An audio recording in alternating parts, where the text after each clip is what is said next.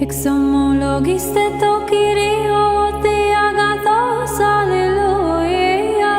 Otis ton neona to eleos aftu, alleluia. I'm saying as a Christian that the chapter 2 speaks of the four rivers. Two we know today, Tigris, Euphrates, He through unpenetrated radar, the Wadi al-Batin River, and the other river that goes into the Armenian range. But the Quran is silent. Here's what I find. Wait. Here's what. No, one second. No, 1 second. The topic is we know. Carry on with we know, because you haven't provided. 1 second. The one thing that I've noticed about the Quran. Okay, wait a minute. The one thing I noticed about how he said we know. I'm talking about the Quran. Yes. I'm here to talk to Muslims, and I'm here to talk about the Quran. This is about the Quran. This is the Quran. We know. This is about the Quran. He spoke for 5 minutes, and he didn't give a shred of evidence for why we know. So I'm going to give you another chance. What do we know, and what's the evidence for it? So, with respect to the Quran, again, the Quran is silent, as acknowledged by Adnan. To be fair. Well, let me give you one example from the Quran where it gives explicit geographical points so that we can give a comparison. No, you're talking over. So allow me to finish my point. Yes, you will. Okay, all right. I'm not worried. I'm not worried. No, I'm not worried. He said, we know, and then he changed the Quran. It's unnatural for me to raise my voice. Let him speak for 5 minutes. All right. And he hasn't made any shred of evidence in his favor. You started the wait. We started the conversation. You said you're a scientist. You're not a theologian. Yes. I said, okay, no problem. Then you brought. Wait. When we started the discussion on Adam and his creation and his location, his geography. Yes. You said the Quran is. Because you acknowledge that. Yes. Then you brought in science. And then you said, we know. Yes. Wait, hold on. You said, we know. Yes. Then came the scientist. Here we have a scientist. Yes. He's asking you, what do you know? And what is the evidence? Can you now explain? The out of Africa current consensus among paleontologists and anthropologists. Okay. I'm in the field of astronomy. Okay. That is not my field. Okay. If that is your field, one sec. If that's your field, all well and good. But I can show that the literal consensus is that humans come from Africa. Demonstrates that in 2010. And with respect to Quran, there's a silence in regards to the geography, like the location and so on. So in comparison, what I'm saying is, how interesting the Quran names specifically the mountain which Noah's Ark lands, Mount Fuji, but it does not give the location where Adam lands, where humans. Like, where is Abraham located? Okay. Can I what respond era? Now? Details. But yet it picks and chooses to say things like Mount Fuji for the Noah's. I know you want to talk about the Quran and not justify what you said previously about we know. So let me just explain to you what knowledge is. Knowledge, I'm going to define as this in these following 3 parts. True justified belief. Do you agree with that? True justified belief. That's a little bit oxymoronic with the word belief. Okay, that is the definition of Aristotle, and that has been used for over 2,000 years. Oxymoronic, how is it oxymoronic? Go ahead and explain to me. How do you apply belief in science? Okay, so that's a separate question about epistemology. Do you see what's happening now? You said we know. I heard you say we know. That's why I interrupted the conversation. And since we interrupted the conversation, you want to talk about something else. But let's go back to what we know. So you're saying you know when Adam existed. All right. Where did he exist? Okay. I would argue that Adam... Not you would argue. You know. I would argue... Don't worry. I would argue that Adam is not the first man. I would argue that if I'm looking at the Genesis account, you have a placement of the humans in chapter 1 in a sequel sort of context, chapter 2, to the east. I would say that the Adam and Eve personage are located in the Persian Gulf because of the very specific 4 rivers mentioned there. Geographically, Apologists will say that also comports with the cultural memory of the ancient Near East, that you have what's called the Adapa myth and so on, and they all to that location. Prior to that, we have fossil evidence that goes into what's called a model, and fossil evidence shows a monogenesis of humans, not a polygenesis of humans. No, it doesn't. It doesn't categorically show that. That is an assumption. Give me the evidence for that. The more I'm hearing you talk, I can see you have surface knowledge of this. You're saying humans only originated, and we know they only originated. Yes. The evidence for that? The evidence is what I just laid out, the out of Africa model. Evidence. That was a model. That's what not, is the evidence well, that is the only? What is the evidence? What other models are there? What other models are there? You're the one who claims we know. What other models are there? Look how long you were speaking for, and when I'm responding to you. Okay, then give another model. Look, this is a standard way that evolutionists respond to their critique.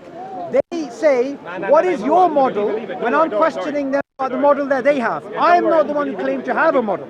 I'm the one who challenged the model that you have. Now, the other claim that you made, I think is completely absurd. You said Adam is not the first man. Yes. That goes against the biblical account of creation. No, it does not. Yes, it does. No, it does not. Now he's going against the Bible. He's saying Adam's not the first man. No, it does not. Do you know J. Smith would have refuted you there? J. Smith would have hanged you from the same tree you were sitting. No, he wouldn't have. No, he would have. No, he wouldn't have. J. Smith in the 19th century, no, with his Mormon hat, he would have hanged you if you were in what's the Utah, yeah. In Salt City. Are you? His name is His name is Joseph Henry Smith. His name is Joseph Smith. Yeah. Are you familiar with the medallion of a black man chained up and under? Am I not? Yes, I collect. Connect on tax receipts. Stay here. From science, he is now jumped into history. No, I have not. That's why I have to come in the middle now. Wait. He just made a claim that am I not a man and brother? Okay, it's was made by one of the associates of Darwin, Charles Darwin. No, prior to Darwin, but he used that. How long? A couple of decades prior. Brother, please do not embarrass yourself. I'm not embarrassed. No, wait, relax. Go look it up. Look it up. Finish. Darwin used that in his tax receipt. Yes, Darwin may have used it, and I'm not talking about that. The medallion, by the way, not to show off my collection. Listen, if they interrupt, trust me, you will never have a peace discussion. Wallah, I said, relax. We're already in a conversation. Dogmatic behavior. If you interrupt Mr. We know how to do with that, yeah? I'm here with Shara. We know how to do it. Check this out. I'm Shara. Fix your behavior, yeah? Fix your behavior, mister. Fix your behavior. Yeah. So, have an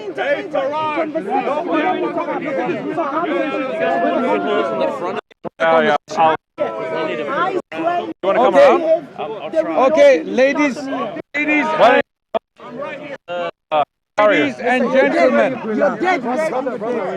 and gentlemen, brother, please.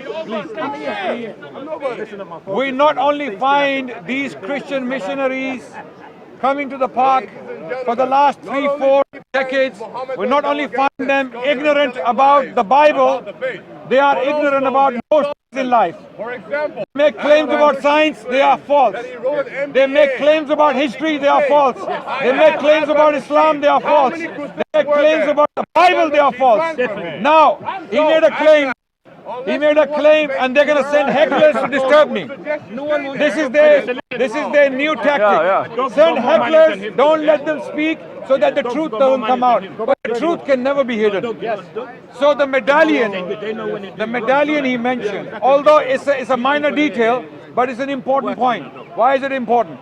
I want to demonstrate these people, with due respect, are neither experts on the Bible, nor on science, nor on history, nor on Adnan Rashid.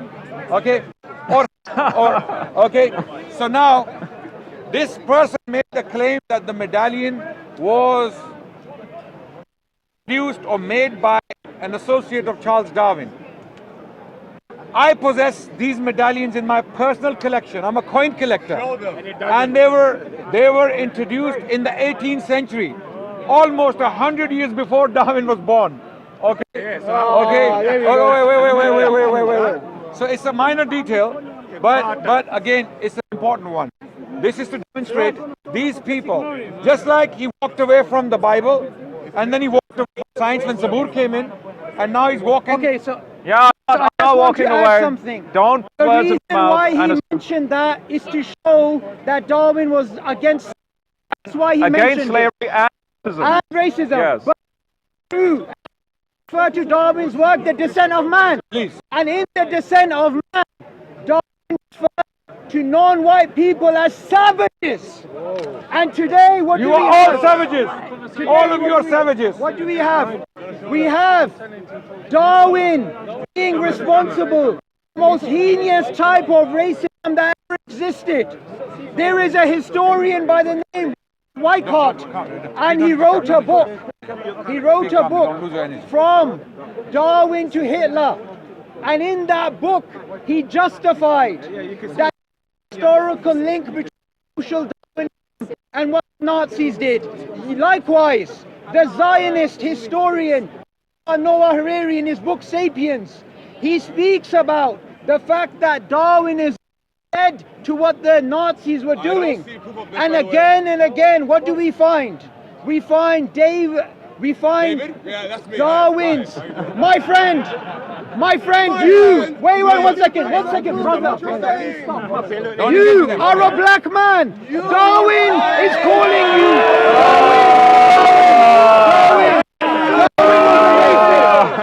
Darwin was a racist. Wait, 1 second. Darwin was a racist. I am attacking Darwin, and he is defending Darwin. What they're doing is, what they're doing As a is, black man, as a black man.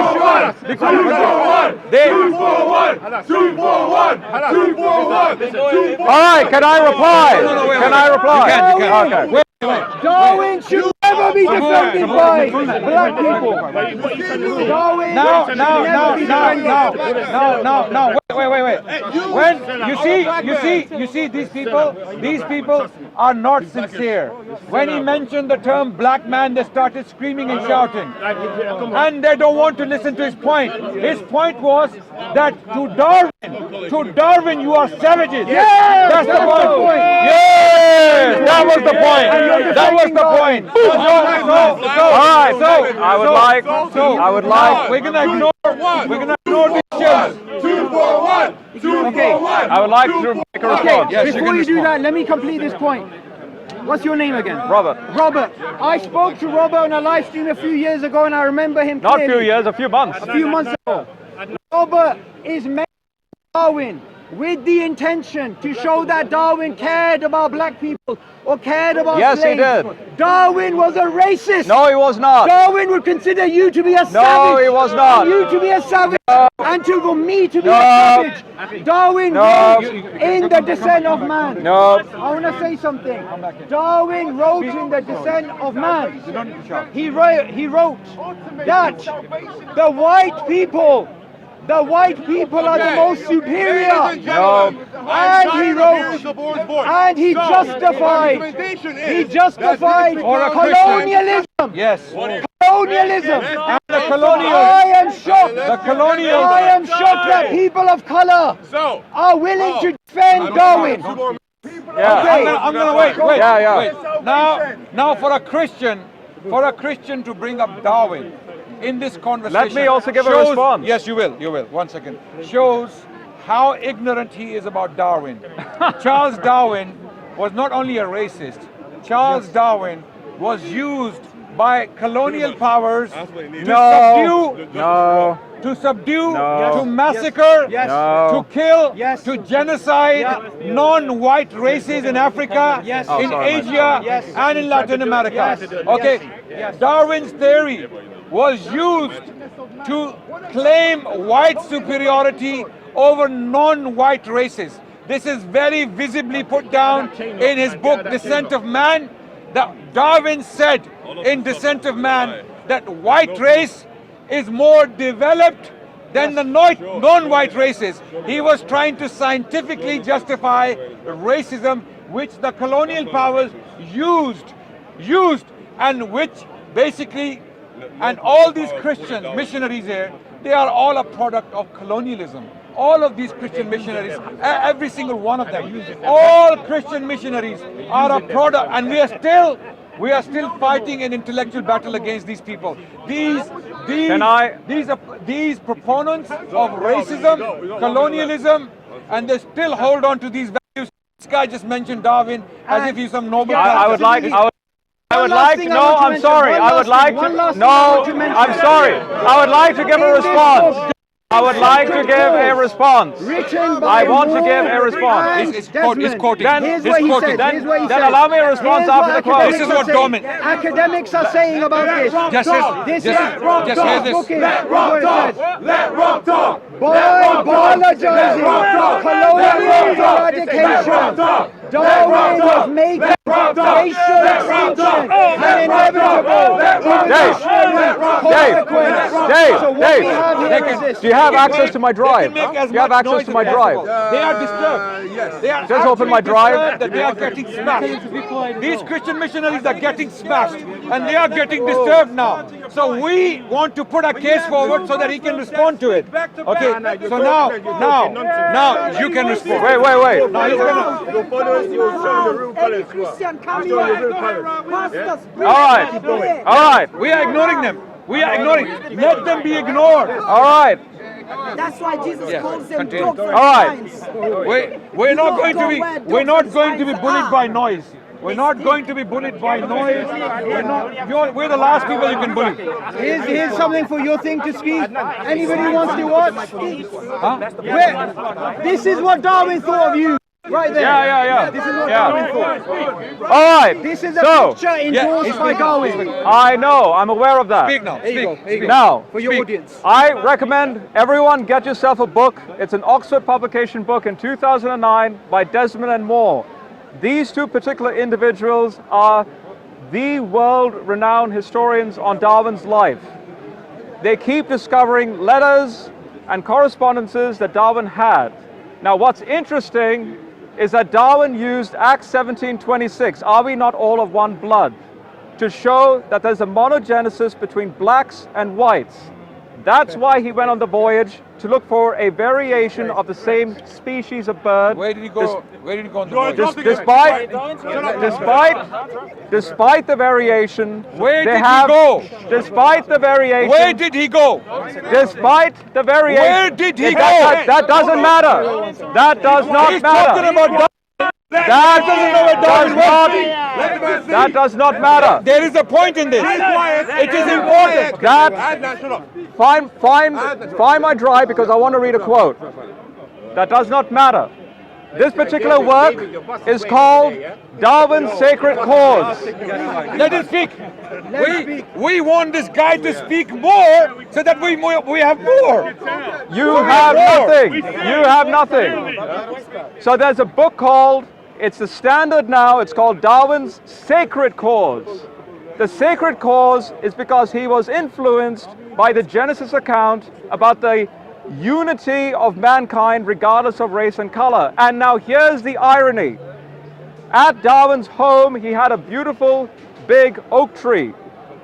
In celebration of his death, a few years after his death, black men could become bishops of a church, and they acknowledged, because of Darwin, that they had the freedom to be Christian bishops, and also they could experience education. And people like Dave and Avery are doing a wonderful job demonstrating that they have the same intelligence as white men. Okay, are you done? That's Darwin's argument. Are you done? That's what the book argues for. And other scholars like Joshua Moretz, which is what I was going to quote from, argue for that. Okay.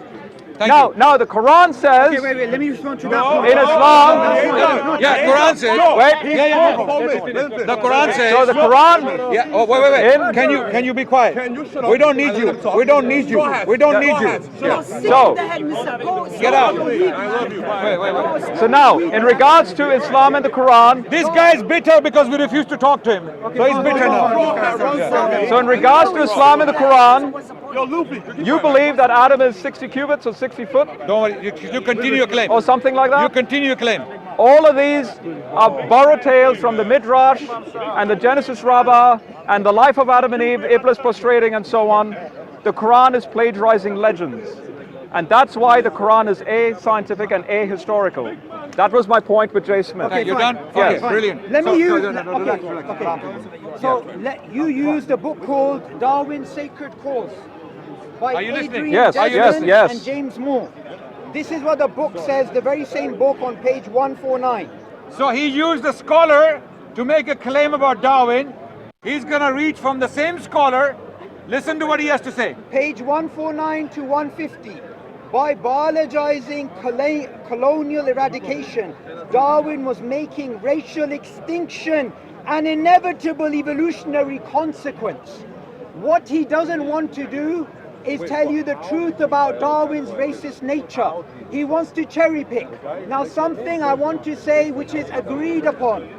Even Richard Dawkins agrees that Charles Darwin had racist ideas. And Richard Dawkins is a proponent of Darwinism. Now, I want to make one picture very clear. This is a picture which I used. Darwin believed in the racial hierarchy of man. He believed white people were the most superior, black people were the most inferior, and Asians and other races, they're somewhere in between. Ernst Haeckel was one of Darwin's contemporaries, and he drew a picture of human beings, with the Caucasians being at the top and slowly turning into Native Americans, Indians, Chinese, Japanese. Black people, according to Ernst Haeckel, were the closest to the chimpanzee because they were the least evolved and developed and the ones with the least cognitive faculties. Ernst Haeckel actually made an image. He actually made an image for this race, this biological race that he wanted to show. Darwin actually acknowledged that this race, this chart is actually something good. He actually referred to it as something good. And in that chart what you find is white people are right at the top and right at the bottom are black people. On top of that, Darwin used a colonial argument which he wants to run away from. Darwin said, an evidence that white people are superior, and especially white UK people, British people, Victorian British people are superior is because they are the best at colonization. What he wants to run away from. Survival of the fittest. What he wanted to run away from. Survival of the fittest. What he wants to run away from as well is this. According to Darwin, that man there and me are inferior savages, and he, who is a Caucasian, is superior. Now, I have one last thing to say. Yeah. And I would like to Is respond. it? Yeah, you can. Is it?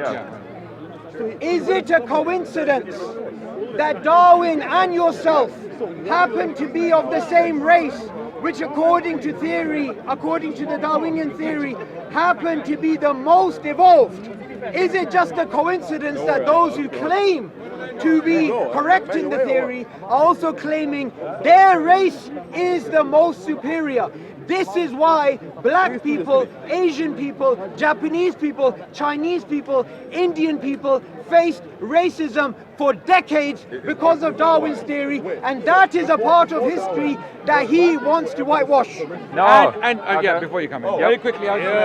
Now, ladies and gentlemen, we heard that Darwin was one of the main sources used by colonial powers to colonize, to subdue, to brutalize and enslave non-white races in Africa and in Asia and in Latin America. Okay, the reason why I asked him where did Darwin go on his voyage, and he didn't have an answer because he doesn't know, is because when he mentioned the black people with the voyage, there is no connection, because Darwin went to Ecuador. In Ecuador, there were Native Americans, not blacks. That was an important detail I wanted to mention. So this person is clearly arguing with us ignorantly. He doesn't know the details. On top of that, racism. He's saying black people can now be ministers of churches, they can preach. Since when? Since when is the question? Who brutalized the black people? For 400 years, in the name of the Bible, they're not going to let me speak because they are intellectually enslaved. They're not going to let me speak. They are intellectually enslaved. They're not going to let me speak. Let me tell you the history. The white people. How many minutes was he talking? Europeans and Americans. 6 minutes? All right. Let me teach you history now. Let me teach you some history of slavery. Wait, I'm going to give a response. Yes. No. You raise these points. You will. Oh, like a long while? Will I have a long? I will not stop. I will not stop. Keep shouting. I will not stop. So now I will have to finish before Rob comes in. Okay. Now they don't want to hear this. They don't want to. This is antiseptic. Because don't forget, I want to connect this. I want to connect this to the height of Adam in Islam and all that stuff. I'm going to start. All right. Listen. He had an audacity. This white man standing here had an audacity to claim that we made the black people pastors and preachers and they can preach in the churches. Now wait. For 400 years. For 400 years, Europeans, the French, the Dutch, the Portuguese, the British were picking up Africans. For 400 years, they were taking them to the Americas. They were putting them into slavery, brutalizing them. Adnan, Wait, Adnan, relax. I know this is antiseptic. Guys, what I am saying is antiseptic. It hurts. Even these guys is hurting them. Even though, wait, don't argue, brother. Don't argue with them. Please. You're disturbed. Let me talk.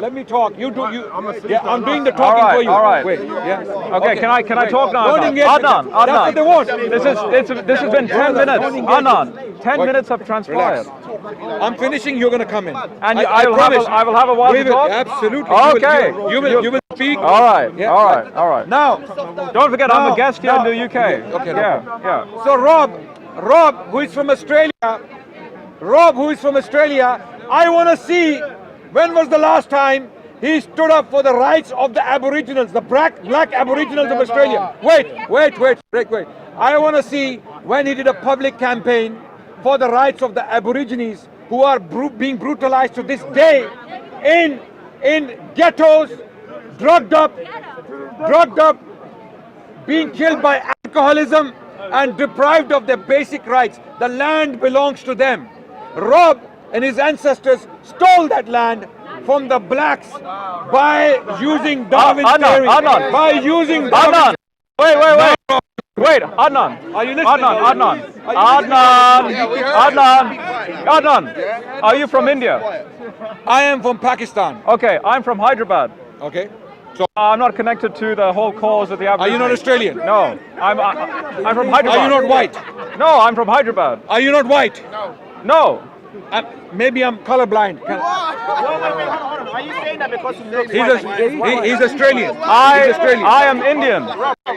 You are ethnically Indian. Yeah. My mum's parents. What's your name? Your full name? Adnan. Robert Rowe. Robert. His name is Patel. Robert Patel. Is he Patel. Robert Rowe. Look at my hair color. Are you? Wait, guy, don't make noise. The guy's talking for you. Wait. The guy. I want to get to the topic. I want to get to the topic. I want to find out if this is Robert Singh, Robert Patel, Robert Khan. What are you? I'm a Robert Rowe. So okay. So what background do you come from? So I'm an Anglo-Indian. Anglo-Indian. Yeah. Brilliant. Okay. Yeah. What? But I have nothing to do with the Aboriginal cause. Okay. I'm not Australian. Okay, no problem. Okay. But you live in Australia? I currently live in Australia. Since when? Since '97. You were born where? In Hyderabad. Hyderabad. Okay. So I still make biryani. So do you agree? Okay, no. Fine. Dude, No, fine. let me do you finish agree? my answer. Do you agree on record, on camera, the Aborigines have been brutalized by or through Darwin's theory? No. We have evidence. No. We have evidence. No. We're going to show you the evidence that the white people. This is not even connected to the Quran and Islam and all that. You started Let it. me give my response. Let me give my response. Okay. Today, All right. Today. He has this picture to explain. All right. I'm going to give my response. Darwin's chart. You ready? Darwin's chart. You ready? Yeah. Here's my response. Uninterrupted. Go ahead. We are fair. He misquoted Desmond and Moore's Darwin's Sacred Cause book. I have written a summary about this through a friend of mine called Joshua M. Moretz. Okay. He is a science historian along with another science academic, an Australian academic called Peter Harrison. Christian Europe was the forefront of the modern scientific revolution. Now, what I'm going to, because you've spoken both at length, this is only 1 page in length. No problem. I'm going to read this out as a summary of the key points of the book, and you can make your own conclusion. So, in the context of the abolitionist faith in the Adamic unity of humanity and the roots of Darwinian evolution, Moretz and I summarize the book in this way. So this is you writing? With Moretz. Yes? Yes. So you're quoting yourself? It's part of the argument. It's part of the argument. So he's quoting himself. It is part of the argument. It is part of the argument. Continue. This is a 2015 paper. Listen, if he's going to read Harry Potter to me, you want me to be quiet? Oh my. Not even debating. How does that make any sense? All right. For 1 minute, 40 seconds, maybe. So here we go. There's two contexts here. The abolitionist faith, and then specifically about the changing scientific tide for a unity of the humans. So here we go. The central faith assumption and philosophical presupposition that inspired and motivated Darwin's scientific work was a concept of the unity of humanity. This view, called monogenism, affirmed that all present human diversity stemmed from a historically united in a single, quote, this is Darwin's language, brotherhood of man. From the start, Darwin was transfixed by the idea of human unity as it related to the question of human origins. From where did Darwin's unwavering belief in the unity of humanity derive? The notion of human unity, along with the corresponding rejection of slavery, was a key element of Darwin's family heritage. Darwin grew up within a family that was deeply committed to the movement to abolish slavery, which was led by... Continue.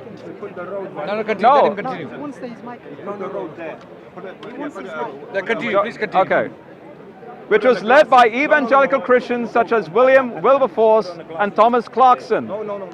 Clarkson's work in particular was supported and financed by Darwin's grandfather, Josiah Wedgwood. Indeed, Wedgwood himself designed the official seal of the abolitionist movement, an image depicting an African slave on one knee, shackled hand and foot, with eyes and hands pointing heavenward, pleading, "Am I not a man and a brother?" To help promote the abolitionist cause, Wedgwood produced thousands of copies of the seal on pottery and on ceramic medallions at his own expense for distribution throughout British and American society.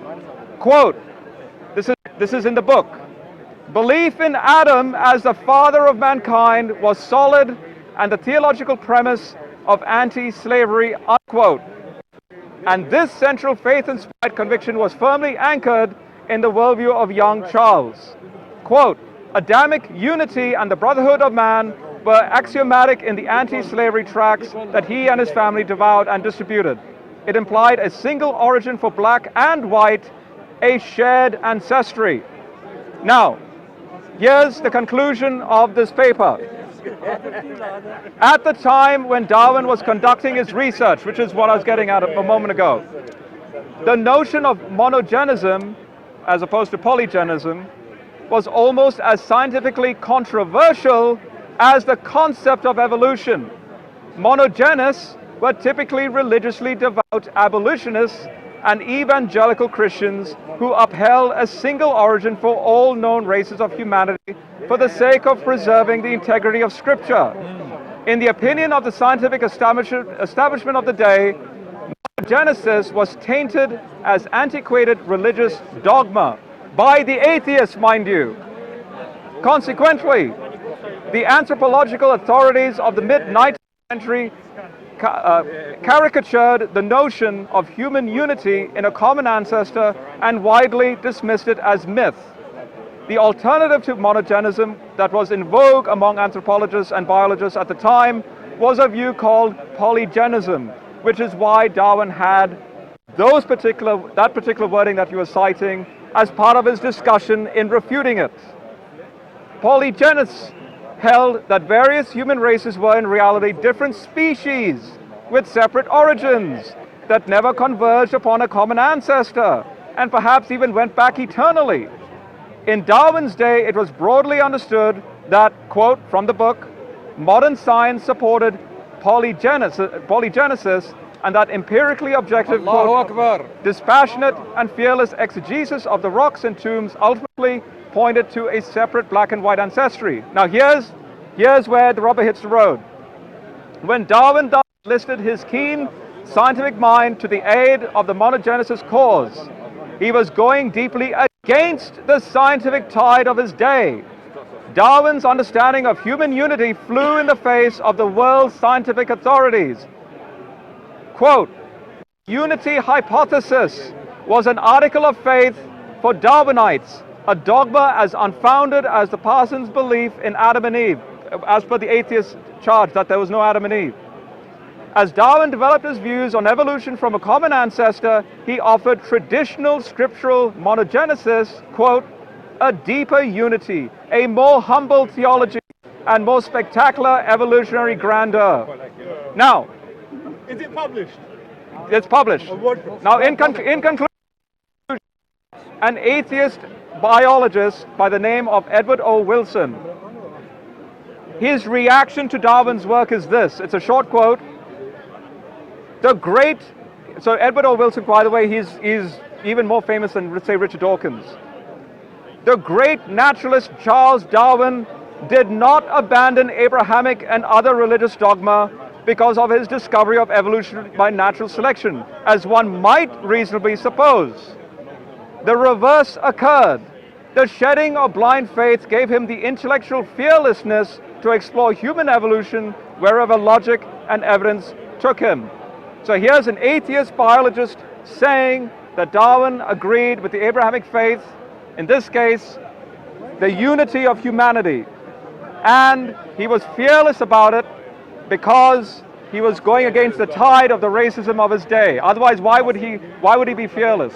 Okay. If he was part of the same argument. So what's All right. Yeah, you're done. no, You're wait. finished. Can I just That's say, a summary of the book. Okay, fine. good. Do you Thank agree you. this is monogenesis? No, that's polygenesis. Darwin agreed with this picture. This is actually a picture of Ernst You're Haeckel. showing me a stock image. No, this is Ernst. Anybody can check this out. Anybody can check this out. Where's Dave? Darwin agrees with it. Okay, 1 second. Where's- 1 second. Wait. I'm gonna let you respond. Your support is gone. Okay, 1 We're second. disappointed. All right. This is monogenesis. This is monogenesis. The reason why this is monogenesis is because They can't support a losing debate. there is one origin of man. There is one origin of man. Secondly, he said something about the same book, and he didn't actually refer to the points I made earlier. When I referred to Richard Weikart from Darwin to Hitler, when I referred to Darwin's own writing, The Descent of Man, in the very same book, on the very same page that I was quoting from, it further on goes and says, thus it was, whenever the European has trod, death seems to pursue the Aboriginal. Europeans were the agents of evolution. So let's not pretend Darwinism has nothing with the colonial project when there are many historians who've referred to this. Now, I gave 2 examples and I'll reiterate them because they're popular books.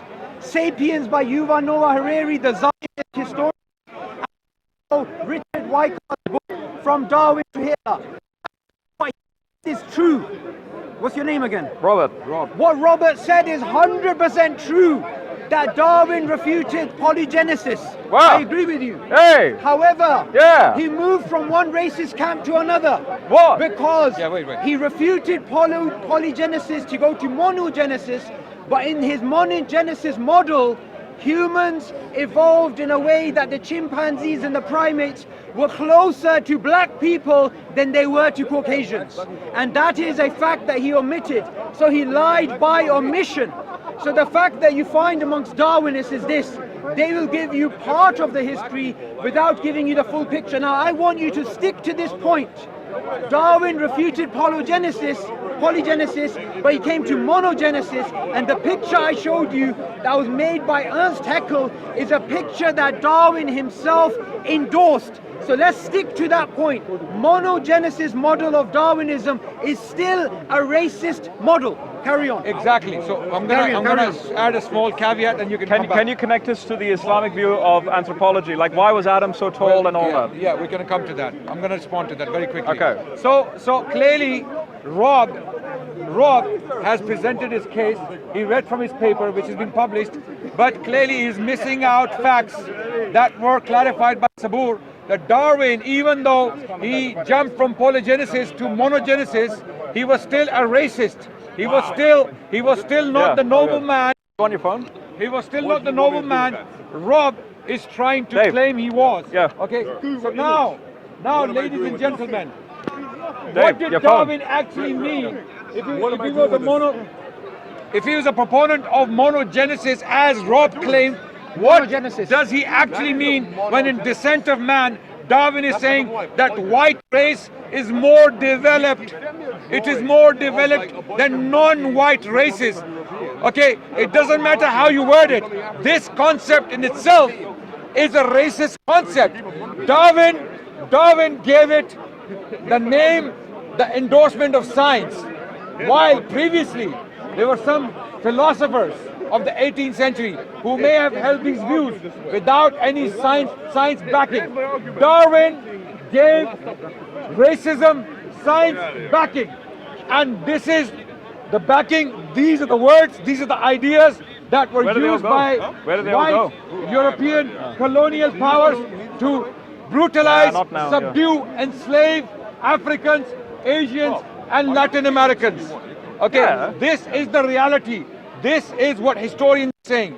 What Rob read to you, okay, missed out many important facts.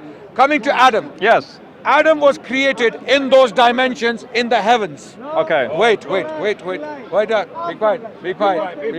quiet. There is no report that states that when he was on earth, he was those dimensions. That's the answer. Okay. Yeah. So. Okay, sorry, can I add one more thing? 'Cause I want to stick with everything to the references. Another reference I'm going to give is a study from Sheffield University which showed that Charles Darwin's theory of natural selection justified white male superiority. There is abundance evidence for this in the Descent of Man, and even today with historians like Richard Wycott. So what you're doing is you're denying the historical account and the biological What's the name account. of the book? From Darwin to Hitler. From Darwin to Hitler by Richard Wycott. The book, you can go and read it, From Darwin to Hitler. Richard Whiteheart. But that is not connected to the vast amount of studies that are published, like Robert Livingstone, in regards to the Hitler cause of a misunderstanding of Darwinism, and Desmond and Moore's Darwin's Sacred Cause book, and all the others. Now, what I'm interested to know... In Descent of Man. I have one question. No, not just Descent of Man. In Descent of Man, not just did Darwin say the white race is more developed than the non-white race? He is quoting the polygenesis in that context. Okay, so that's not his view. That's not his view. In Descent of Man. That's not his view because Desmond and Moore found letters and correspondences. Forget that. In the book, in his published book, did he write the white race is more developed? That doesn't make it an infallible statement on Darwin's point. But that's his statement. He's quoting, and then he clarifies in later letters that were discovered, and that's the point. That I was a racist, I'm no more. That was the point of that particular work that I cited from. Now, you can speak my now. question, my You can question, speak now. my question. My question. You're not helping. No. You have no contribution here other than disturbance. So get out, please. I am making sure that your large You're just being a mouth kid. stays You're there. a 10 year. Are you Because 10 years while old? he's Are you speaking, 10? You're interrupting. Or maybe 7. You don't have any Maybe manners, 7. Adnan. Maybe the Okay, IQ of okay, 7. okay. My question is, explain to me as a Muslim. I want to be in your shoes. Obviously, as a Christian and in the science context, but not an anthropologist, I can step into the shoes in that context that I shared a moment ago. Sure. Right, about the 4 rivers, all that stuff. I'm interested to know what you would do if you were discussing with, say, a scientist of that particular field. Yes. Your model of Adam. You're saying he originally was 60 cubits or 60 feet? When he was made. Is it a cubit measurement or feet? Okay, cubit. In English, dira, which can be cubit. All right. Yeah. And then you're saying there's a reduction in height, but you don't know the height when he comes on Earth. No. Okay. Is So there any answer? Is there any mechanism that's given as to how that reduction happens? First of all, we as Muslims do not use science as the last say on our theology, or because science is naturalistic by default, right? By outlook, right? And by the way, this But- is just quickly. I want to say this is how we can build bridges. Yes. I'm here to build bridges. Yeah, All right. All right. And Christians, Jews, and Muslims believe in the supernatural. Yes. Okay. So the question of God, question of miraculous events, question of things happening beyond nature, for example, Yes. are not questions of science. Angels are not a question of science. Jinns, miracles, okay, God's existence is not a question of science. Science has nothing to say on God, on miracles, on angels, on supernatural occurrences, or you getting messages in your dreams. For example, you have a dream and it transpires. It happens. Science has nothing to do with that. This is not what do you call it? Can I? Yeah. No. Okay. I understand your point. Okay. Can I give an analogy? Now coming to my field of research, like say wait, the moon's formation event. Yeah. You can. As a Muslim, do you believe? Okay, wait, one No. second. Before you do that, one thing I do want to say is, before we move into Adam alayhi salam, if we are going to discuss something with somebody who is being fundamentally disingenuous, but did not admit it and wanted to move away, because what? Not moving away. No. I'm staying. I'm staying my ground. One question. Everything I I shared, Just one I'm not changing my mind on. Okay, just one question. You defended Darwin rightly so when he refuted the polygenic view of evolution. And you agreed with me. I agreed. Initially But you when I didn't. Yeah, disagreed he with agreed you, that that's true. That was a surprise that you brought that up. Monogenesis. One second. Monogenesis doesn't mean it's not racist. Okay, one Yeah. second. Then the monogenic view you presented as if it means all races are equal, which is not true. But that. And I want to add one more thing, which is very clear. Darwin in his writings was a racist. Not only did he support the racial hierarchy, his son here in London was the president of the Eugenics Society. Let me remind everyone what eugenics is. Eugenics is when you take the superior white race and the people with the pure What Hitler was doing. and I know all this, but he knows with all, it. Okay, with all due Okay, respect, one this second, is a red herring. One second. It doesn't mean. One second. Let him Just finish. because I said Rob, that, I'm aware of the topic. Rob, One second. It's a misapplication. My issue with what you've been doing so far is you have been disingenuous No. by. No. Let me just say one thing. You have lied repeatedly by omission. No. Because you've said certain things which are correct. I've been quoting the book. Because Darwin was against slavery, but it doesn't mean he was not a racist, because he was a I racist. even quoted an atheist biologist agreeing with that. And one last thing. Today, as it currently stands, anybody can walk down the road and you will go to Waterstones, you'll get that very popular book, Sapiens, written by Yuval Noah Harari, and you will see in that book, he admits that there has been a scientific cover-up of the link between Darwin's racism and what Hitler did, and this is what this man is also adding to by lying by omission. Then what I'll do is, I'll bring And up. I think we're going to conclude now. Okay. I'm going to bring up, this is just a point about the future. I'll bring up a panel of anthropologists with Joshua Moritz as the interlocutor, and let's see who agrees with what you have to say. More than happy. Okay? Nice Now, talking. wait. No. Wait, 1 second.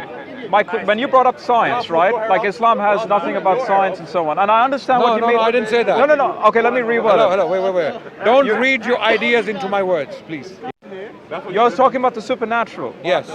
And science. There are supernatural claims in the Quran, in the Bible. Right. Okay. Right. Those claims don't need science to support those claims. Okay, but wait. Because they are supernatural claims. We have what's called in the, let's just say in Christian Europe, we call it the Book of Nature.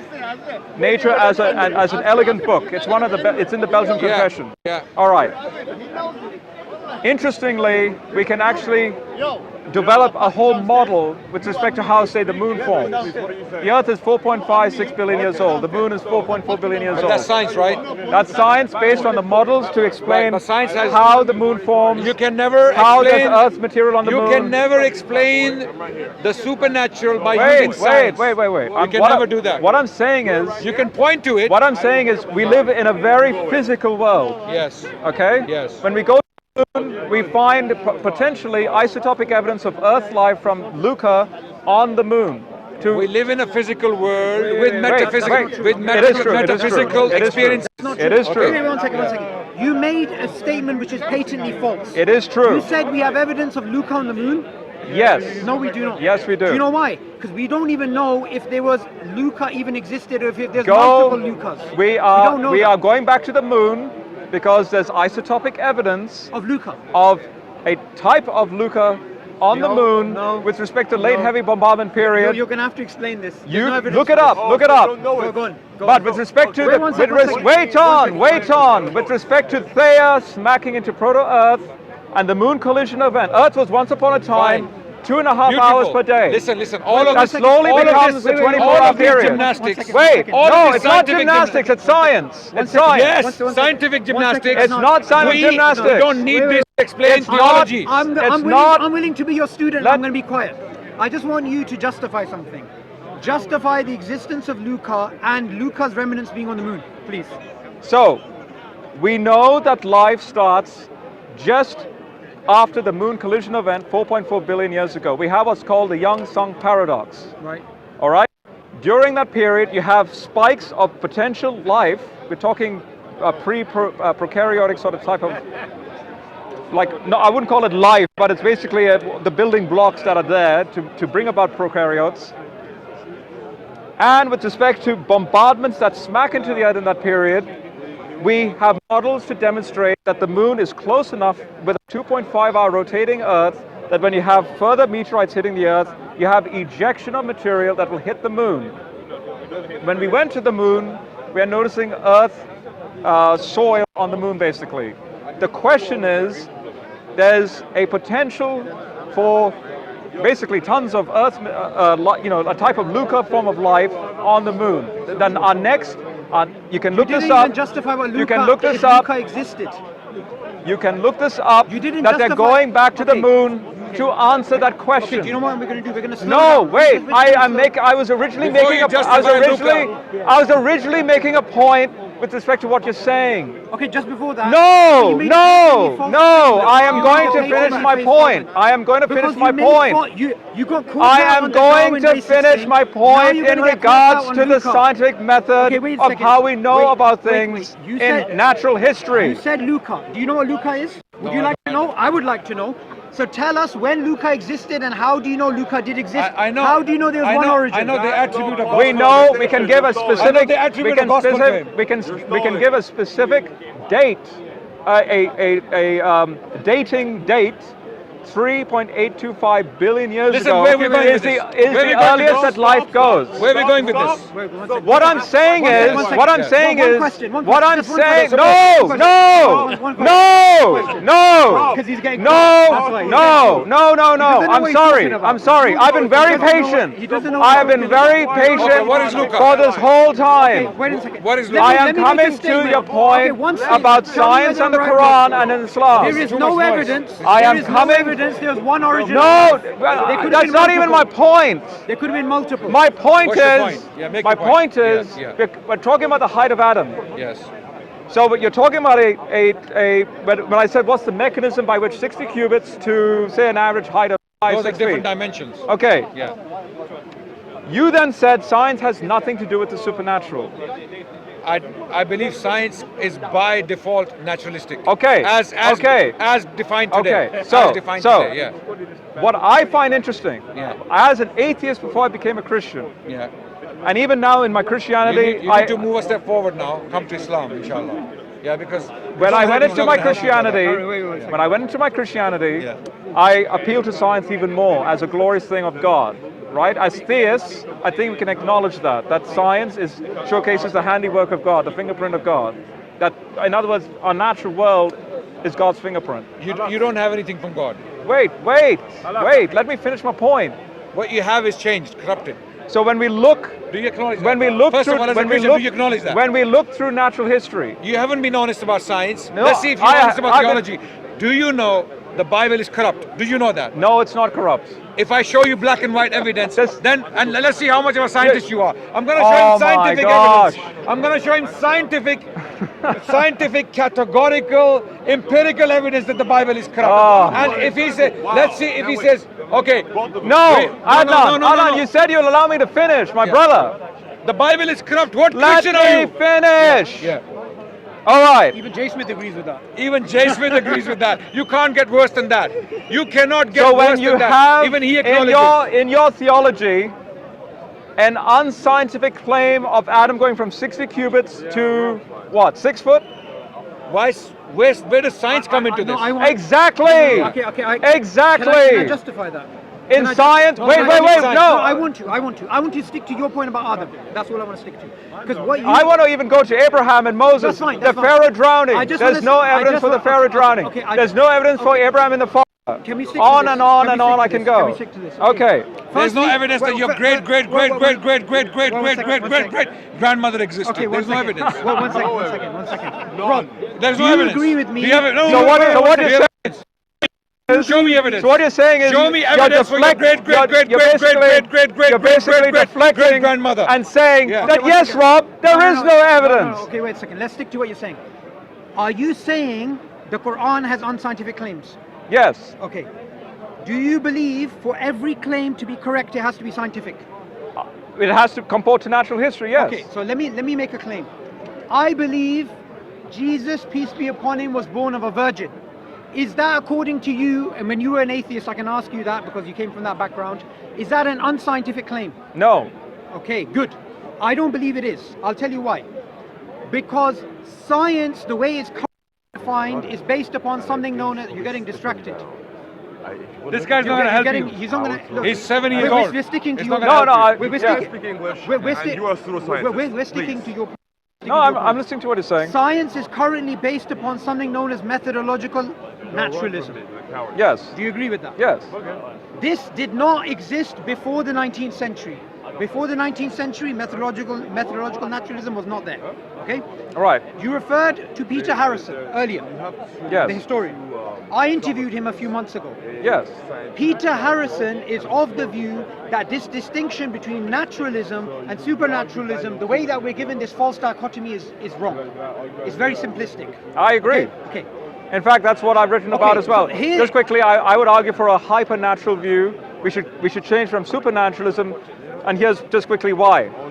Supernaturalism, ironically, undoes God, regardless of our religion, because in the Greco-Roman superstition, supernaturalism is all about trying to, so the gods basically, like the Greco-Roman gods, to show that they were gods. The hurdle was, ironically, the uniform nature of the laws of nature. So I'm going to try and oppose it or break it. Ironically, God doesn't need to do that.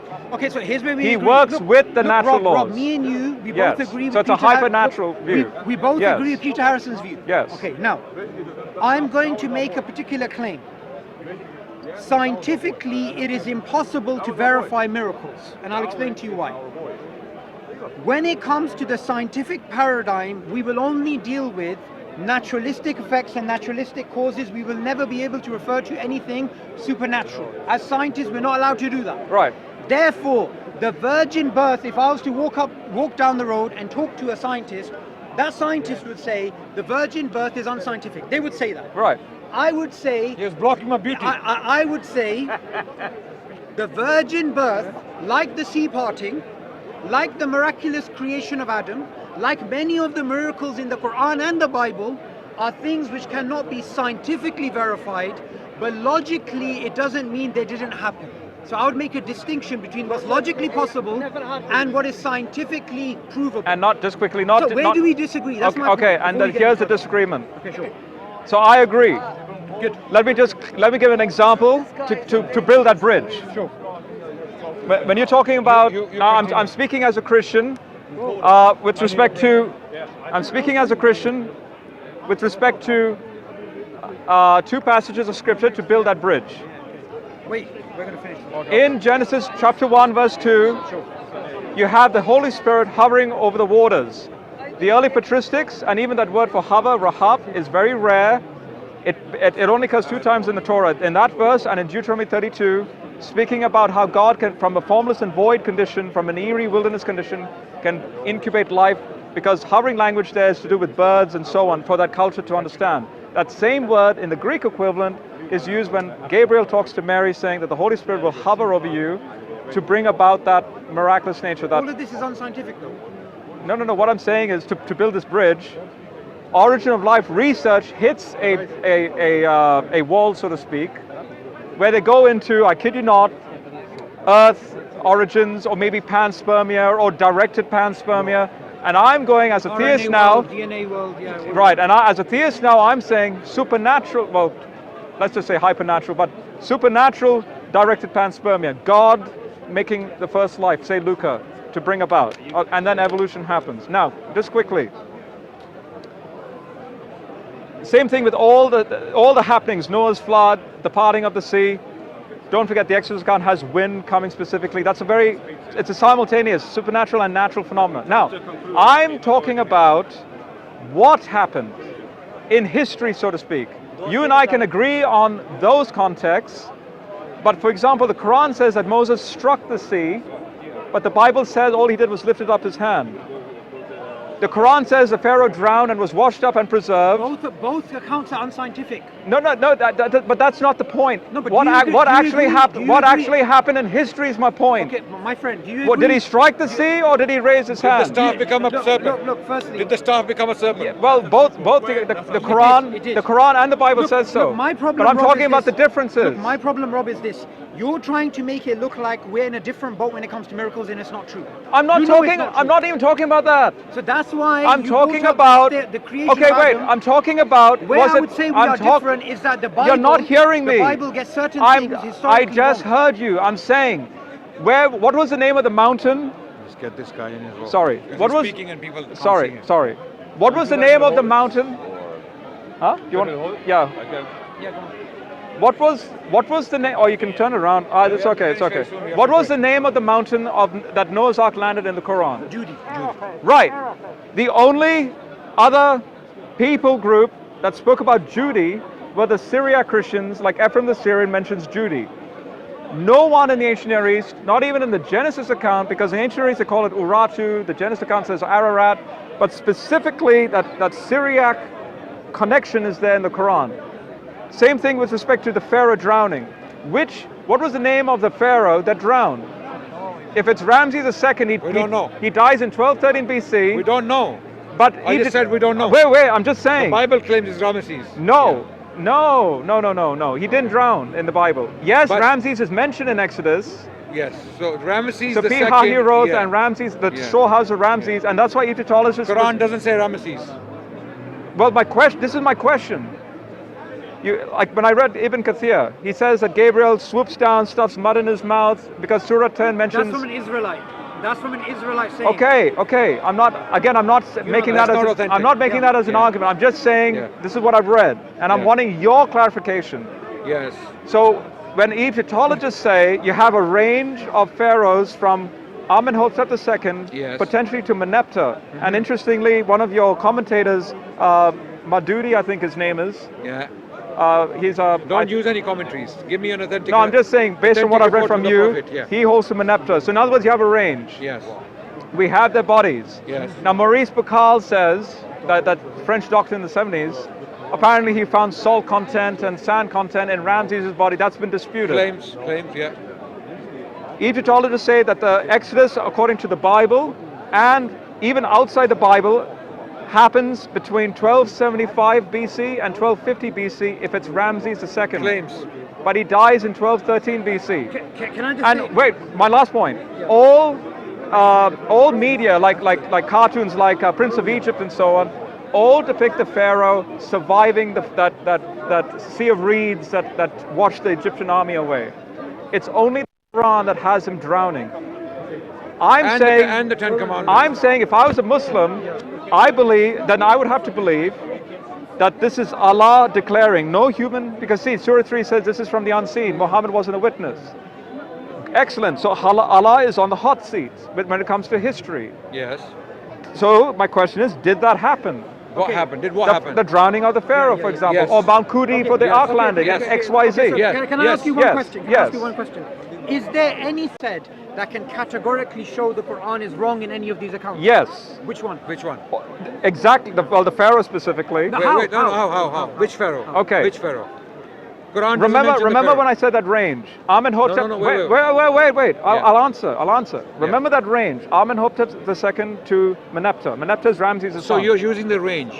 Why? Why I'm asking. Yes. Okay. But why? But okay, before you use a yardstick to undo the Quran, you need to first establish the authority of the yardstick. Yes, you're using and a that's range. why I said why. You're using a range. I rhetorically asked why. Rob, yes, please, yes, move okay, with me. Okay. You're using a chronological range. Yes. Is Egyptian chronology an established fact among Egyptologists? For that range, yes. No, sir. Yes. You don't know what you're talking about. Yeah, no. Egyptian. I'm sorry. Wait. There are monuments with dates. Yes. There are monuments with the names of pharaohs. Okay. Bring your phone again. Yep. Because in Egyptology, there are established facts. Yep. Because they are dated. There are dated monuments, and there are unestablished facts. And Egyptian chronology is one of those unestablished facts. Okay. People have opinions. There are Egyptologists. Even from that perspective, I don't see the contradiction. So he's using a yardstick that can be stretched anywhere. One second. I just want to say this, and then I need to go. Oh, now you need to go. Yes, I am going to go. Can you stop being condescending? One second. We can't deal with 7 years old. Rob, the reason why I find it very hard to take you seriously is you were trying to give an account of the history of Darwinism, which was incorrect. You refused to say that the Bible's corrupt, which even J. Smith said. Now I ask you a clear question, which is, do we have categorical factual evidence that the Quran can be shown to be wrong through any of these arguments? It doesn't. And you said yes it can, but it cannot. So there's a problem here of me trusting you with the information that you came up with, especially the fact that all of these Christian missionaries in the park agree the Bible has been corrupted, but you're not willing to accept the Bible's corrupted. So I can't take you as a serious intellectual. Wait. Before you go, listen to what I have to say. Let's test that claim. He is claiming the Bible is not corrupt. I'm going to ask him on Egyptology. I'm going to ask you a question on Egyptology. Yeah. The book of Genesis uses the word Pharaoh. Yes. And king. Okay? And king, yes. Pharaoh is the problem. Yes. No, forget the king. King is not an issue. Yeah. Pharaoh is the problem. Yes. The term Pharaoh in the Old Kingdom was not used for the kings of Egypt. Yes, I know exactly Okay, wait. The Quran amazingly makes that distinction. When talking to Moses, in the Middle Old Kingdom, the term Pharaoh is used for the king. He copies the Bible. When Joseph is talking to the king, almost 400, 500, 600 years before Moses, He's calling him king. Copies the Bible. Okay, because we are now in the Hyksos period. We are now in the Hyksos period. No, no, Okay. I'm sorry, Hyksos is before that. Before, yes, Yes. before Moses. Yes. Yes, that's the point I'm making. Oh, sorry, I in thought- the time I- of Joseph. sorry, I yeah. thought you in Moses' in time. The time. In the time so of now, Joseph, yes. There Yes. is this chronological error. Egyptology. No, Egyptologists. Wait. This is an error in the Bible, where Bible consistently uses the term Pharaoh in the time of Abraham, in the time of Joseph, in the time of Moses. Right? This is a clear error. Chronologically, this doesn't make sense. No Egyptian chronology supports that, and the Bible is corrupt by that virtue. Okay. The Quran makes the distinction. Can you, we have to go now. can you hear me out before you go? Please, no, please stay. Yeah, very. Okay, how long are you going to take? Only like 1 minute. 30 seconds. Okay. Wow. Brilliant. Go. The so-called anachronism you're talking about actually is important, okay? Important with respect to the Torah's composition, especially Genesis, because if you have, now notice this is how we can narrow down the date as to which Pharaoh you're talking about. He's just going to prove that the Bible is No, Yeah, wait. I'm not, and I'm go. about to do something Go, here as well. Go. I want you to say. Shut up. In Genesis 47, you have in parentheses. This is like the mention of Ramses is there in Genesis 47, which obviously makes no sense in the context of Joseph. So what are you But saying? Moses is the editor, and Moses is putting together for his audience forward anachronistic statements, and that's okay because Really? wait, There is don't. anachronism in the Bible. That doesn't. Adnan, That you're does. gonna run. Allow me Anachronism in to the Bible. finish. Allow me to finish. So allow me to finish. So, in that context, that's important because we can narrow down which dynasty you're talking about. Amenhotep is the 18th. Ramses II is the 19th. Now, I have a book, The Exodus, an Egyptian Story by Peter Feynman. I would recommend this, again, Oxford publication, very recent, 2021 publication. All I'll do, I'll just read this paragraph here and then the conclusion of this sentence here. And you can read it with me. Yeah, what is it? This is literally how he starts his book. What's the book called? It's The Exodus, an Egyptian Story. And this is the latest with respect to Egyptology. And in fact, this is important because as a Muslim, you would want this. Can I get a picture of the title page? Yes. Thank you. Okay. Wait, let me read how he starts the book. He says, okay, here we go. Moses led people out of Egypt against the will of Ramses II. There's the range, 1279 to 1213. On the 7th hour of New Year's Eve, at the end of Ramses' 7th year, which would be 1272, he later in the book he argues for specific. So he's using that chronology to claim that Moses was alive in the time of Ramses Yes, II. but specifically he's saying if it's this Pharaoh, see when he dies, 1213. Yes. But he's saying in his 7th year, which makes it 1272. Yeah, because Which he had means- a long reign. 70 Yes, years. Yeah. but if the Exodus is 1272, that means he survives the Exodus and dies in 1213, which would Okay. contradict the Quran in that context if it is Ramses. So look, you're on shaky Wait, grounds. no, wait, You're now claiming no. it's Ramses. Yeah. let me finish. Yeah. At the end of Ramses' 7th year of ruling, it is an Egyptian story. Why that time? Why that day? Why that year? Why against Ramses II? The answers to these questions are found not in the Hebrew Bible, but in Egypt. To understand what Moses did, it is necessary to place him in the Egyptian context in which he had been raised and against which he acted. The search for this understanding also is a search to understand Egypt. Typically, that is not the way the search for the Exodus is conducted. Now, he's an atheist defending the Exodus just with the lens of Egyptology. Okay. So And my point is, even evangelical scholars like Hofmeyr and David Falk will say Ramses II, if it's the 7th year of his reign, but he dies in 1213, so 1272 is not but 1213. is this established? The point is, if I was a Muslim and I read this, Yes. there would be a contradiction because I'd be like, No, there isn't. Surah 10 says, I'm a historian. Surah 10, Now, let me wait, introduce Surah myself. 10 says he drowned. Wait. You can play this but game. yeah, Rob, he survives. This game can be played with ignorant street Muslims. I am a qualified historian. I've been published by Cambridge University. Okay, let me tell you how history works. This is a scholar. Wait. Okay, so am I. I'm a published scholar. What would you say to this? Okay, how would you defend Surah 10?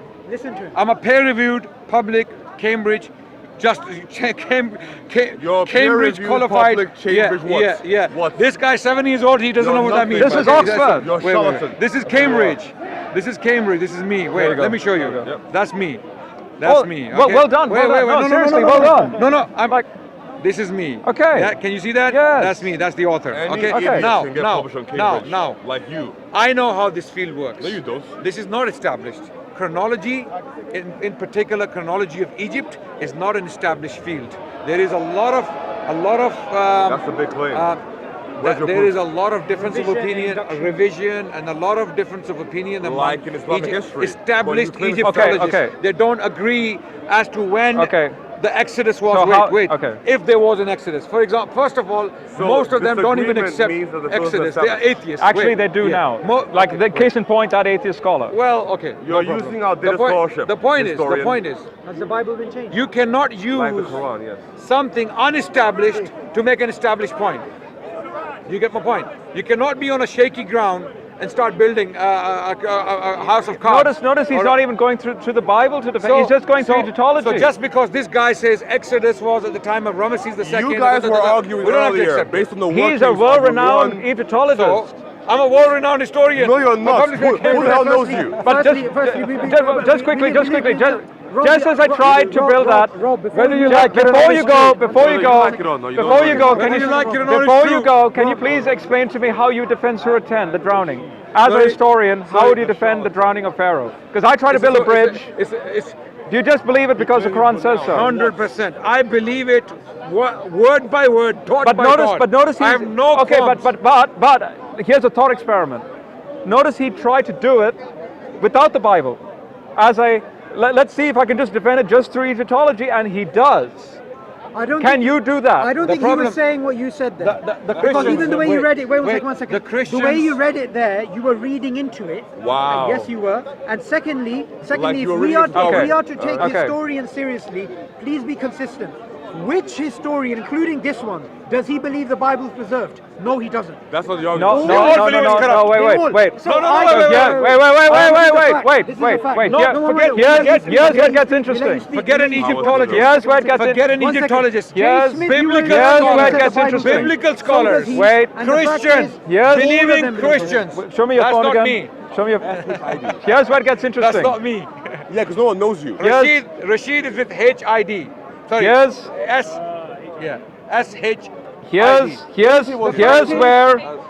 He's where willing to take something which he barely Here's understands where- to try and make a point for something No, he doesn't you guys barely fundamentally- here's understand. where it Problem gets with you guys. interesting. And on top of that, he came from somebody standing with a Wait, ledger relax. that believed the Suppose Bible. I have a Yes. question. One Are second. all Yes, historians, are all Egyptologists unanimous that Ramesses II was the pharaoh of Moses? Yes. Lie. Here's where That's a lie. No. That's a lie. Here's where it gets That's a interesting. lie. Here's That's a where lie. it gets interesting. You have the 5 views on the Exodus. One of their names is a person I just read, Peter Feynman. It's called The Exodus, Historicity, Chronology, and Theological Implications. The only person in this list that says that the Exodus did not happen, which guess what, you disagree with him, is Ronald Hendel. So you just said But all of them agree with the Exodus account. Just prove my point. Of course there is. You just said- consensus Just prove is my that point. we You know know why? it. Do you know why? Do you know why? There's a list of 5 scholars. Peter Feynman is. One of them believes Exodus didn't happen. He's trying to use that against us. In their own No, version of consensus. I'm talking about. consensus. I'm talking about Peter Feynman that I just quoted from as part of this consortium. Yes, no problem. That all defend the Exodus, maybe- and one individual out of all of them I'm sorry, denied it. History is not. That's the point. Rob, history is There not is. your field. That's the All of them agree with Ramses being the pharaoh. That's the point. Wait, how many are there? How many are there? Ronald Hendel is How an many- atheist how many that Egypt- says that how there many is Egyptologists no are there? Have you Exodus. read that book? Yes, of course. How many Egyptian chronologies are there? Okay, no, wait. We're gonna deal with this. There you go. Wait. How many Egyptian Don't let him chronologies are there? Sticking on the point. What do you mean? How Oh, many? wait. You have No, please. you have what's called Answer my question. Answer my I'm question. How answering. many I'm different answering. chronologies? Yeah. You have what's called the new chronology. You have what's called the old chronology. You even have shifting of I hope everyone's dynasties. listening. But I you hope know, everyone's no, wait. Do you know when that was? Do you know when that happened? Do you know when that happened? Okay, wait. Wait, now. Wait, no, I can give you the answer. Rob. It was okay. I can give you the answer. Yes, you can. You can. Let me So- make my point. So now that Rob has already acknowledged that there are multiple chronologies, he is using one of them to make a point that the Quran is false. No, Wait, no, no, no. Wait. This is where I'm coming to defend you. Rob, wait. Oh, no, Jesus. Fine. Okay. Rob's initial point was that the Quranic story of Exodus If you go there, you're cannot refuting the be Quran even substantiated. more. Wait, I'm trying to defend you from that. Rob, please let me finish. Well, no, Rob- because you wouldn't let him Rob finish. was making So a why point should I allow you to earlier finish? that the Quranic Because you chronology, guys were gonna go 5 the minutes ago. Quranic Rob was gonna narrative make cannot one be last point, supported- and now you're still cannot here be supported trying to through somehow history. He recompense had what no you said. idea that I'm a historian. You're not a historian. And I know how these things work. Oh, careful, He's a there's a baby. scientist. That's okay, He's a leave it alone. scientist. Okay. I'm a historian. You're Now not a he historian. walked into my territory, and now he wants me to listen to his principles that I've never come across What year before. did Adam live Now, according to the Quran? in If history, you're a in history, historian. how this When did works Adam is live, historian? people have opinions, and those opinions are based upon their best understanding of the evidence. Like in Islam, right? Okay. Right. Now, what he presented, without realizing that this is an opinion of a historian. Adnan, how do you define the word 7 years consensus? old is not gonna let me talk. Because from my understanding, This consensus grown- is this a grown majority 7 years old is view. not gonna let me talk. So if he He's showed you a grown book in- that has grown- 5 scholars and 4 Okay. of them agree, Now- that is now- a consensus. now, Like you say in your ladies tradition, and gentlemen, that would be ijma. Because for you, Ladies for and ijma to be gentlemen, reached, we have a every scholar biological doesn't have to phenomenon. agree A with 7 something, years old who's only over the 6 feet majority. tall. So Can you turn the Sohat, cameras there? if you don't know what We have a a biological, consensus scientific is, phenomenon. then I A would 7 say years old. that you should answer it. There you go. Okay. A Now, consensus is ladies a and majority. gentlemen, And that's what Rob has, Ladies and a consensus. Yes. So Rob, What is a consensus for Rob, Pharaoh drowning there is my point. Zero. There is no consensus on it. Define the word consensus. There is no consensus. Define There that is. word. Wait. There Define is. that word. There Only is. for the Bible bashers. Define that Bible word. thumpers, Bible thumpers, young And the Earth Quran creators, lickers they and the Blackstone kissers, yes, only they believe that Adam had, supposedly, mud kicked in his mouth by an angel. The Quran lickers and the stone kissers. Bible is full of riddles, Jay for the win. inaccuracies, anachronisms, lies, fables. Bible. I'm gonna give a The list, Quran is full of spelling and this mistakes, guy's gonna run and this away, is from God. and Rob is gonna run away. There you go. I'm not going to run. What? Wait. No, Adnan, that's not fair. I'm gonna give a list now. Rob, I've been very respectful to you, Adnan. I'm gonna give Don't a do list. that. I'm gonna give a list now. No, A list of Adnan, what? You were asking a Of corruptions question. in the Bible. What? Number one. Wait, I want to come He's closer. run away. What? He's run away. Yeah. Wait, hold on a second. Number one. Adnan, Number reset. one. You've run away. You haven't answered the points. So clearly this guy thinks Adnan, he's failing. go back to the points. He thinks He he's was failing, asking you a that's why he's question interrupting. He concerning doesn't what happened in want you to Exodus. talk anymore. Why are He you doesn't running want away you to the talk Bible anymore. now? So Rob, he's insulting Adnan, me. Adnan. Okay, now. Well, In front of the you're cameras. You have a scientist Do you standing believe? next to Do you you. Do I believe? need you? Adnan, do you You're believe right. I've tried in building bridges? Yes. So let's build So then, bridges. so then let's build bridges. Let's build bridges By on answering Egyptology. Rob's Is the Bible question. corrupted? Sorry? Is the Bible corrupted? No. No. Brilliant. So Bruce Metzger, they're one of the, No. one of the biggest scholars. Okay. One of the biggest Well, scholars. They're not- Marin they're not Van gonna talk. Putten You see, you notice is currently they will not let me going talk. through- They don't want people to hear Marin what I Van have to say. Putten is Bruce currently Metzger, going through and they- analyzing they the are- compilation of the they Quran. are on fire. Now, what he has They are on found fire. is that when the Quran was being compiled, Antiseptic. even This despite the medicine fact burning that the the wounds. recension occurred, But I'm not gonna in stop. the I'm gonna 5 apply the different medicine. Qurans that were made Bruce Metzger. and sent to the big Bruce cities Metzger is a like scholar. Kufa, Yes. like Basra and Carry on, Medina, carry on. those Qurans Carry on. contain What does spelling Bruce Metzger mistakes. say? Okay, he So won't- it he just appears wants that to even in the Bruce first century, Bruce the Metzger Quran already is was a- corrupted. was Now, a additionally, believing Christian. the He lack died a of Christian. the He seven authored a Uruf book within titled the Islamic The context Text today of the New then Testament. means that It's the reception, Quran was corrupted corruption, around and the time restoration. He doesn't of want to the hear. These people are so recension. blind If there were that they seven do not Urufs, want But to Bruce hear Metzger has only nothing one. to do with the scientific Exodus. facts. Right. Has nothing to do with the Bruce, Exodus. I'll talk to you now. Okay. Okay. All right. Exodus. Okay. Exodus. Bruce Metzger. No, Yes. back to the Exodus. Who was Back evangelical? to the I'm Exodus. not talking to you. Bruce My Metzger historian. was My historian. evangelical Back to his death. Move the camera. Where's he going? I don't want this guy here. I ain't leaving. Can you take your camera? I'm Or right you're here. gonna walk away Nope. from you. We're gonna walk away from you. You're gonna walk. He's making So noise. you're running away. He's making noise. So, Wait, let him. Yeah, he's making noise. I want him to touch on Bruce the Exodus Metzger. account. Yeah, we're okay. gonna only No, Exodus. I Anything more will- than Exodus, and I'm taking your straw Because hat. corruption of the Bible is going to burn them alive spiritually. Corruption Right? That's of gonna the be- Quran that's is be gonna mixed spread with- Adnan, that's gonna be a Adnan. live We were which talking burns. about Egyptian chronology for a If he moment. talks, if he Adnan, makes noise, I'm going to walk Egyptian away. chronology. Wait, because okay, he's the one Dave, who's wait talking. one sec. Yeah. Dave, Okay, one wait, sec. wait. One sec, Dave. I'm making a point. Let me repeat my Wait, question wait. again. Can Go I ahead. repeat my No, question again? Wait, you can't. No, I have to finish. Repeat I have it. to finish. Repeat it. I have to finish. No, but not on the I Bruce have to Metzger finish. point. I have to finish.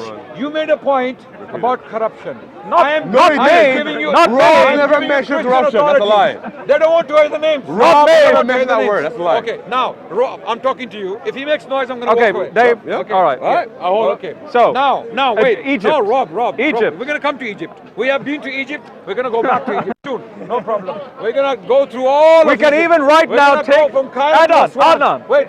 We can even take this Wait. to the museum, Rob. and we can have an Egyptian Rob, tour. Why are you so fidgety now? Wait. I'm not. Okay. You're the one moving Corruption. around. Not him.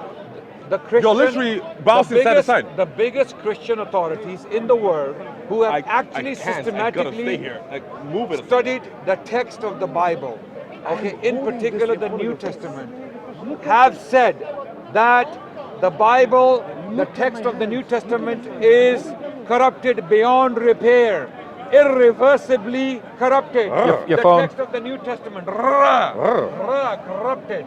Well, I have to put ra in there so that Because the you can't emphasis speak is English. pronounced. All right. Okay, he doesn't like it. It's burning him. And you're running away from the Exodus because it's burning you. The Exodus showcases that your entire tradition is a lie and that Allah doesn't know history. Okay, done. We're done. All right, wait. He doesn't want Run to away. No.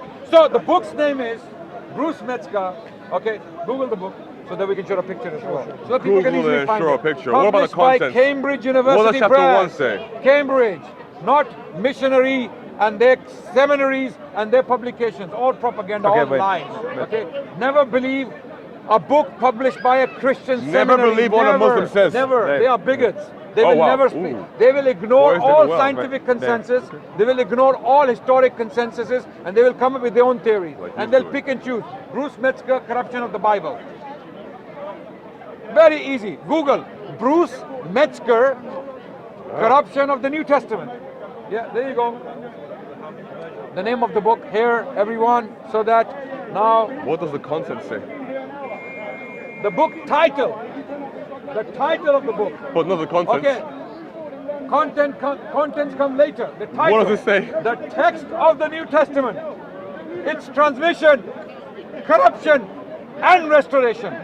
So, what Bruce Metzger is saying in the title, this is a history of Wait, no, you have to the read the transmission book. of the New Testament, its corruption, and its restoration. All right. So now, Adnan. now, this is the greatest New Testament authority on the planet who died recently. Greatest. He died recently, okay? Bruce Metzger, Cambridge University Press. This book is published by Cambridge University. So, according to the biggest scholar of the New Testament history, the text of the New Testament was corrupted. And now we are trying to restore it. That's the point. All right. Okay, over. Okay. Game over. No, Game so, over. So I'm going to make a quick comment on that topic, but I want to stick with Egypt. So Why I is he have. quiet now? All right. Why is he quiet now? So I have. What happened to him? Adnan, Is he- Adnan, I wasn't. He's in a Adnan, state of shock. now. Adnan, He's in a state of shock. Adnan, let me Did respond. you see him babe earlier? You see? The same guy. Adnan, Same guy. let me. Same guy. Adnan, let me respond. Let me respond, Adnan. He has been neutralized. Okay. He has been What's- neutralized. Oh, yeah, okay. So, I'm sorry, but that was quote mining, and we have a book dedicated to responding to claims like this. What Yes. claims? What claims? Your misuse of Metzger, for example, how? about so-called corruption and so on. Let me finish. What's Metzger's view? The book that I'm referring to is called Myths and Mistakes in New Testament Textual Criticism. All right? Who's authored? Who's authored it? Elijah Hickson, it's edited by Elijah Hickson and Peter Gurry. They work. Who published it? They work. Who published it? Publisher. Forward by Daniel B. Wallace, and the publisher is IVP. Okay. Wait, no, let me respond. No. Let me A bunch of respond. missionaries. Let me respond. Let me respond. No, not. Let me, Adnan. So. That's why you can never trust missionaries. They will ignore all history. What all Adnan is doing is a fallacy called poisoning the well. Why don't you let him speak? That's not valid. All right. So, we have a scholar by the name of Stephen Neal, over 50 years ago, that Bruce Metzger was friends with, that said, quote, "The very worst Greek manuscript now in existence contains enough of the gospel in unadulterated form, hence not corrupted, to lead the reader into the way of salvation," unquote. That's ironically the context of textual criticism.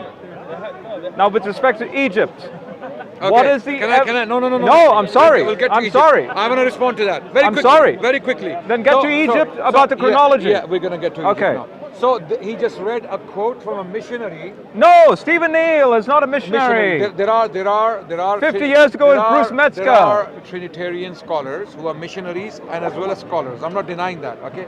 Now, one of them was Bruce Metzger. Bruce Metzger, responding to this directly, what he read there, Bruce Metzger published an edited text of the New Testament in the Greek language. No, this what is we call run from Nestle the, and Aland.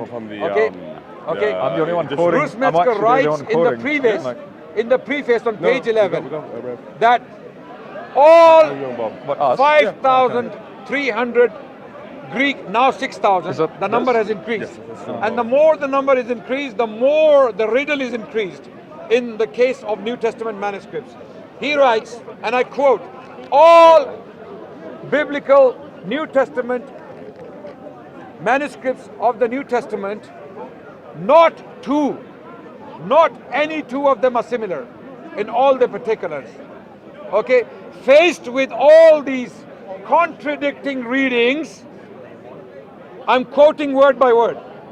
Faced with all these contradicting readings, editors must decide which reading may be put in the content and which may be relegated to the apparatus. And a set of probabilities is used to reach an original reading. This is what Bruce Metzger, which was the greatest blow to any integrity left for the text of the New Testament. Why? What is he saying? Editors must use a set of probabilities to judge what may be the original reading, because the originals are completely lost and no two manuscripts of the New Testament are exactly the same. So which one is real now? The question is, the editors are facing a problem. Which one is actually the original reading? So they come together in the US, in Germany, in Britain, wherever, they decide which may be the original and they put it down in their Greek New Testaments. So Bruce Metzger, those who know the field, they know this well. I've had debates, Rob, I've had debates with your PhD doctors, like Dr. James White. I have a debate on YouTube over 2 hours long on this very topic. How am I doing? How am I doing? Sorry? You're doing very bad, I'm sorry. Okay. You are nowhere near scholarly as that guy, because in that debate, James White, who has a PhD in theology, he agreed that the Gospel of John, Pericope Adulterae, the story of the adulteress, was not written by John. It was put down later on. He agreed. He agreed. Okay, so he agreed. So let's. Wait. Okay, I've allowed you to. I've allowed you to speak. Yes. So here, in this context, let's bridge it to the Exodus. In this context, let's say the Exodus is false. No, I'm not saying that. No. I meant the book. Let's say, transferring New Testament textual criticism. Obviously, there's Old Testament textual criticism. Now let's just say that the book of Exodus can't be trustworthy. Ironically, scholars like Peter Feynman are doing precisely that, in the sense that let's not use the biblical book, let's just use Egyptology. Egyptology then says the Pharaoh did not drown. The Quran says the Pharaoh drowned. as a historian, what would be your response to someone like Peter Feynman? Very good, very good.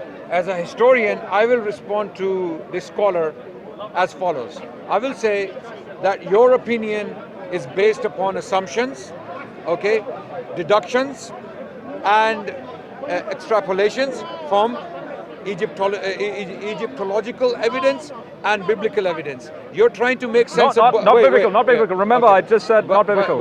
Yeah. The term Exodus is not mentioned anywhere in Egyptology.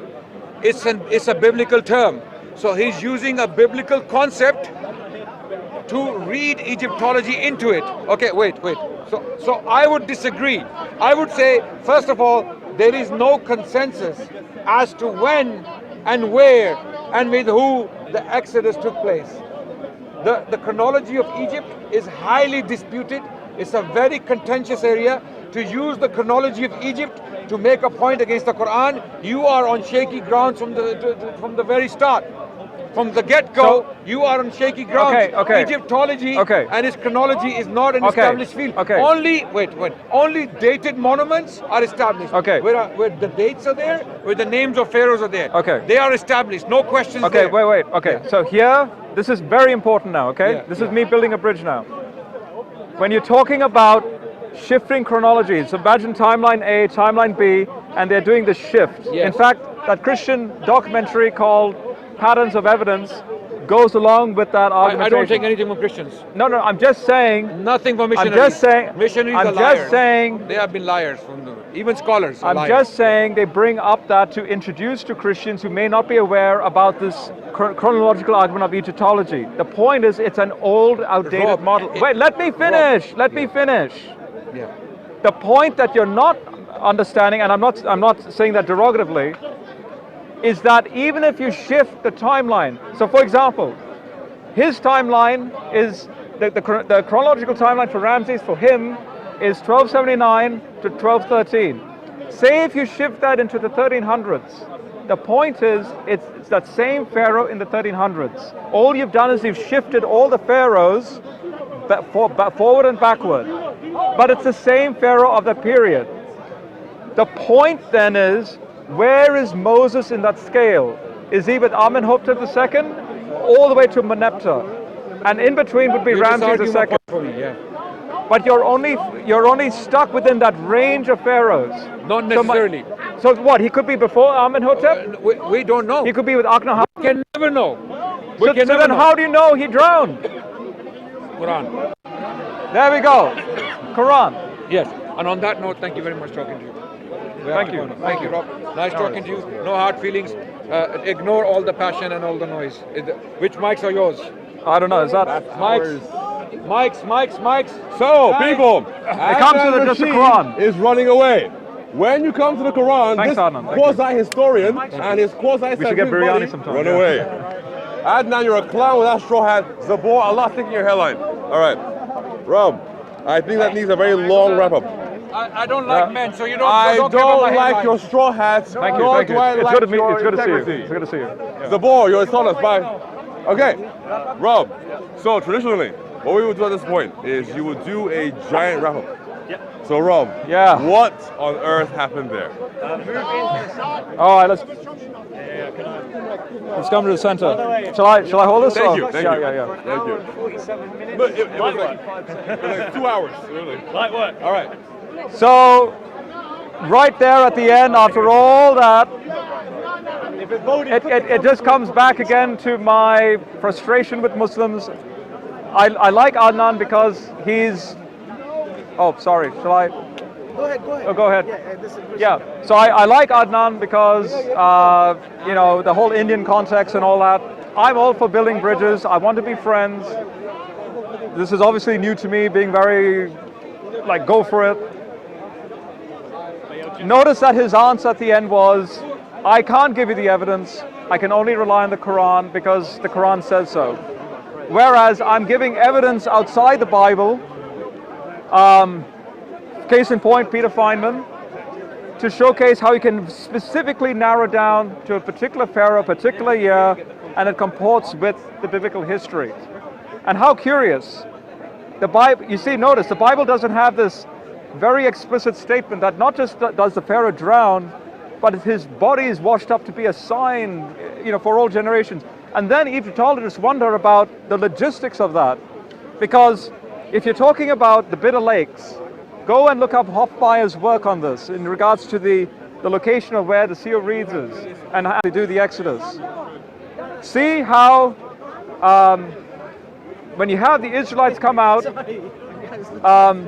that means for the body to be washed up, in which direction? Back in Egypt territory, or where the Israelites are as they're going into the Sinai wilderness? Well, if it's in the Sinai wilderness, that's the only way for the Israelites to know where, that the Pharaoh drowned. But then if that's the case, how did the Egyptians chase out, they would have to chase after, find the body and bring them back and then mummify that body? It's an argument from silence is the point. So that's my wrap up.